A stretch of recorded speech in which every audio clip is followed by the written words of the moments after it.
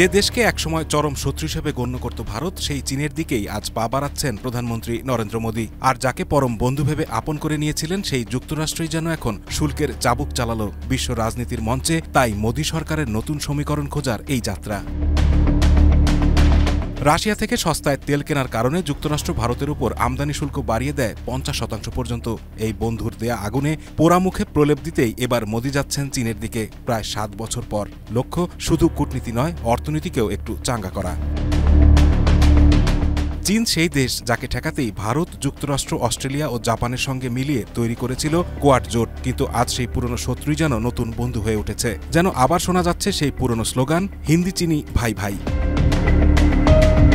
মজার বিষয় হলো, চীন নিয়ে ওয়াশিংটনের মন ভরছে না। এই ফাঁকে নয়াদিল্লি চাচ্ছে বেজিংয়ের সঙ্গে সম্পর্ক জোরদার করতে। আর ঠিক এই সময়ে ভারতের প্রধানমন্ত্রী যোগ দিচ্ছেন চীনের তিয়ানজিন শহরে আয়োজিত সাংহাই সহযোগিতা সংস্থার সম্মেলনে। সামাজিক যোগাযোগ মাধ্যম এক্সে মোদী লেখেন, চীনের তিনজিয়ান শহরে পৌঁছেছি। এসসিও সম্মেলনের ফলাফল ও কয়েকজন বিশ্ব নেতার সঙ্গে সাক্ষাতের অপেক্ষায় আছি। এখন প্রশ্ন উঠছে, চীনে মোদীর এই সফর কি শুধু কূটনৈতিক সৌজন্য, নাকি এর পেছনে লুকিয়ে আছে গভীর অর্থনৈতিক ও ভূরাজনৈতিক বার্তা? 7 বছরের সম্পর্কের বরফ কি এবার সত্যিই গলবে?